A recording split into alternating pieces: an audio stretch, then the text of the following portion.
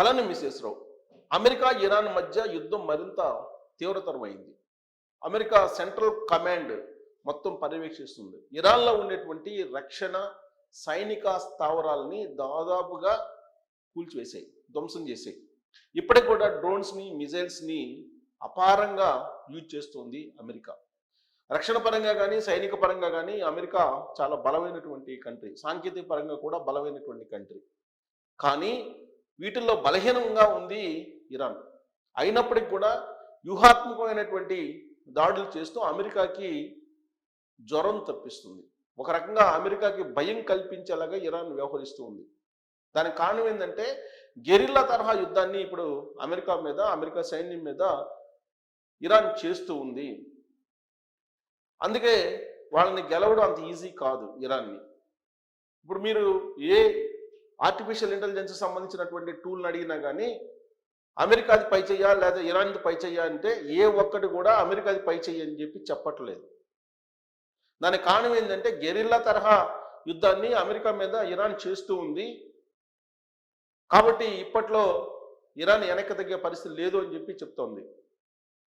డ్రోన్స్ని క్షిపణుల్ని Iran కూడా ప్రయోగిస్తుంది.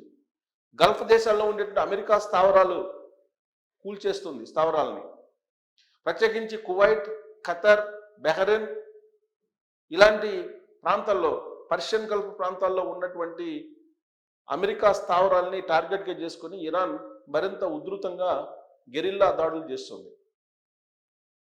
Iran బాగా నష్టపోయింది అమెరికా చేసినటువంటి యుద్ధం దెబ్బకి. తొలి రోజుల్లోనే అయతుల్లా ఖమేనీ సుప్రీం లీడర్ని కోల్పోయింది. సైనిక లీడర్స్ని, సైన్యాధిపతుల్ని కోల్పోయింది. అయినప్పటికీ కూడా ఐఆర్జీసీ మిగిలింది. ఎందుకంటే ఇరాన్ సైన్యానికి సమాంతరంగా ఐఆర్జీసీ అనేటువంటి ఒక సంస్థ నడుస్తూ ఉంటుంది. దానికి స్వేచ్ఛ ఉంటుంది, యుద్ధం చేయడంలో స్వేచ్ఛ ఉంటుంది. ఇప్పుడు ఐఆర్జీసీ గెరిల్లా యుద్ధాన్ని ఇరాన్ మీద చేస్తూ ఉంది.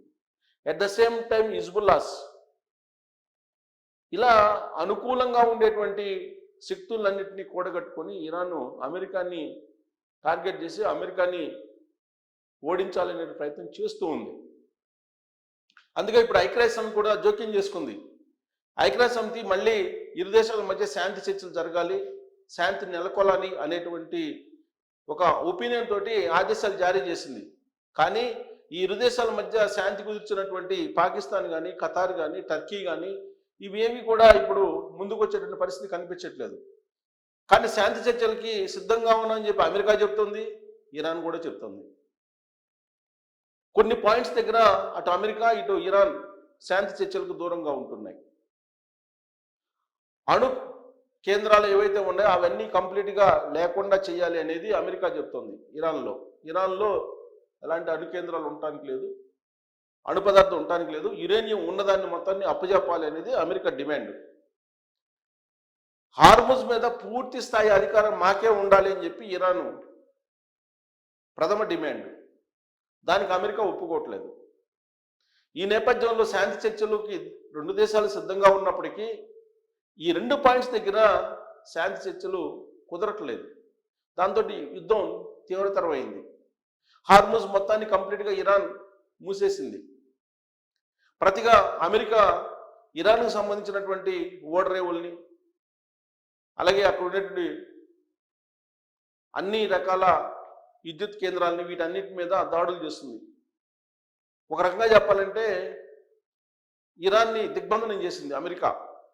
దీంతో ప్రపంచ దేశాలకి అందాల్సినటువంటి ఆయిల్, గ్యాస్ ఇవన్నీ ఆగిపోయాయి. ఈ యుద్ధం కారణంగా ఆర్థికంగా నష్టపోయింది ఇరాన్. దాదాపు ఆ దేశం యొక్క జీడిపిలో 15% కోల్పోయిందని చెప్పి అంచనా వేస్తున్నారు. అమెరికా కూడా నష్టపోయింది. ఆల్రెడీ సెనేట్లో, ప్రతినిధి సభలో అమెరికాలో గగ్గోలు పెడుతూ ఉన్నారు. ఆపరేషన్ ఎపిక్ ఫ్యూరీ అనేటువంటి పేరుతోటి మీరు చేసినటువంటి యుద్ధం నష్టం కలిగిస్తుందని చెప్పి ట్రంప్ని నిలదీస్తున్నారు అక్కడ ఉన్నటువంటి ప్రతినిధులు. కానీ ఇప్పుడు అనివార్యంగా యుద్ధం చేయాల్సి వచ్చింది. కాకపోతే ఇప్పుడు జరుగుతున్నటువంటి యుద్ధం ఆపేసి శాంతి చర్చలకు వెళ్ళాలి అనేటువంటి ఒక ఆలోచనలో ఇప్పుడు ఇజ్రాయెల్ కూడా ఉంది. అమెరికా ఇరాన్ మధ్య శాంతి ఒప్పందానికి ఇజ్రాయెల్ రీసెంట్ వరకు కూడా అనుకూలంగా లేదు. కానీ ఇప్పుడు ఇజ్రాయెల్ అధినేత, ఇజ్రాయెల్ ప్రధాని ఆయన కూడా, నేతన్యాహు కూడా సిద్ధంగా ఉన్నారు శాంతి చర్చలకి. కానీ అవి ఇప్పట్లో కుదిరేది లేదు. రాత్రింబౌళ్ళు ఇప్పుడు మిసైల్స్, డ్రోన్స్ ప్రయోగించుకుంటూ అక్కడ యుద్ధ వాతావరణం తారాస్థాయికి చేరింది. అక్కడ ఉన్నటువంటి గల్ఫ్లో ఉండేటువంటి దేశాలు ఏవైతే ఉన్నాయో ఆ దేశాల్లో ఉండేటువంటి అమెరికా స్థావరాలని కూల్చివేస్తుంది ఇరాన్. ఫలితంగా ఏమవుతుంది? అటు ఐరోపా దేశాలకు వెళ్లాల్సినటువంటి చమురు వెళ్ళట్లేదు, ఆసియా దేశాలకు రావాల్సినటువంటి చమురు రావట్లేదు. ఐరోపా దేశాలు నష్టపోతాయి, ఆసియా దేశాలు కూడా నష్టపోతాయి. అంటే ప్రత్యక్షంగా అమెరికా, ఇరాన్ నష్టపోతున్నప్పటికీ పరోక్షంగా ప్రపంచంలో ఉన్నటువంటి ఐరోపా అలాగే ఆసియా దేశాలకి నష్టం చేకూరుతుంది. దాదాపు ఈ హార్ముజ్ జలసంధి నుంచి మనకి 30% ఆయిల్ రావాలి, దిగుమతి కావాలి, కానీ అది ఆగిపోయింది. ఇప్పుడు అంతర్జాతీయ మార్కెట్లో బ్యారెల్ క్రూడ్ ఆయిల్ ధర $110 పెరిగిపోయింది. యుద్ధం స్టార్ట్ కాకముందు $80 వచ్చినటువంటి ఆయిల్ రేటు $110 ఎగబాకింది. ఆ కారణం చేత ఆర్థికంగా ప్రపంచంలో ఉన్నటువంటి దేశాలు చితికిపోయేటువంటి ప్రమాదం ఉందని చెప్పి ఆర్థికవేత్తలు చెప్తూ ఉన్నారు. ప్రత్యేకించి యూరోప్ కంట్రీస్ ఆల్మోస్ట్ నష్టపోతాయి. పరోక్షంగా భారతదేశం, పాకిస్తాన్, ఈజిప్ట్ ఇవి నష్టపోతాయి. పైగా శ్రీలంక ఇది నష్టపోతుంది. ఇలా పరోక్షంగా నష్టపోయేటువంటి దేశాలు కొన్ని అయితే, ప్రత్యక్షంగా ఇరాన్, అమెరికా ఈ దేశాలు నష్టపోతాయి. ఇంకొక వైపు రష్యా ఉక్రెయిన్ యుద్ధం జరుగుతుంది. అక్కడి నుంచి ఆయిల్ కొనుగోలు చేయడానికి లేదని చెప్పి ఇప్పుడు అమెరికా అధ్యక్షుడు ట్రంప్ తాజాగా మళ్ళీ పెట్టినటువంటి ఆంక్ష, రష్యా నుంచి ఆయిల్ కొనుగోలు చేయడానికి లేదు అని. ఇలాంటి పరిస్థితుల నడుమ ఆర్థిక అనిశ్చితి అనేది ప్రపంచంలో నెలకొంది. ఇరాన్ యుద్ధం ఇప్పుడు ఆగిపోతుందంటే ఆగిపోయేటువంటి అవకాశం లేదు. అమెరికా పెద్ద దేశం, సాంకేతిక పరంగా అత్యాధునికంగా ఉంది, రక్షణ ఉత్పత్తులు ఉన్నాయి, సైన్యం బలంగా ఉంది. అయినప్పటికీ ఇరాన్ని గెలుచుకోవటం అంత ఈజీ కాదు అనేది అంతర్జాతీయ నిపుణులు చెప్తూ ఉన్నారు. సో ఇరాన్ సర్వం కోల్పోయినప్పటికీ యుద్ధం చేయడానికి మాత్రం సిద్ధంగా ఉంటుంది. ఇరాన్లో ఉండేటువంటి ప్రజలు ఇప్పుడు ఆహాకారాలు చేస్తూ ఉన్నారు. ఇరాన్కి, అమెరికాకి మధ్య జరుగుతున్నటువంటి యుద్ధం మరొక లెవెల్కి వెళ్ళింది అని అంటే టోటల్గా ప్రపంచమే చీకటి అయిపోయే అవకాశం ఉంది. కారణం ఏంటంటే సముద్ర గర్భంలో బాంబులు వేస్తున్నారు అమెరికా. ఈ సముద్ర గర్భంలో ఉండేటువంటి కేబుల్స్ ఏవైతే ఉన్నాయో, ఇంటర్నెట్ కేబుల్స్, వాటిని కనుక హార్ముజ్ జలసంధిని బేస్ చేసుకొని ఇరాన్ కనుక పేల్చేస్తే లేదా కట్ చేస్తే టోటల్గా స్తంభించిపోయే అవకాశం ఉంది ప్రపంచం మొత్తం.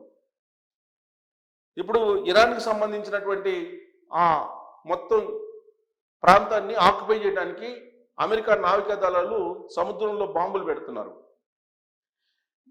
ఇరాన్ ఏం చేయాలి ఇప్పుడు? ఇరాన్ పరిధిలో ఉండేటువంటి, ఇరాన్ ఆధీనంలో ఉండేటువంటి, ఐఆర్జీసీ ఆధీనంలో ఉండేటువంటి సముద్ర గర్భంలో ఉండేటువంటి ఇంటర్నెట్ కేబుల్స్ని బ్రేక్ చేసేటువంటి ప్రయత్నం జరుగుతుంది అనేది కూడా అనిపిస్తుంది. ఇదే లాస్ట్ స్టేజ్. ఈ రెండు దేశాల మధ్య జరిగేటువంటి యుద్ధానికి లాస్ట్ స్టేజ్ అదే. సముద్ర గర్భంలో బాంబులు పెడుతుంది అమెరికా.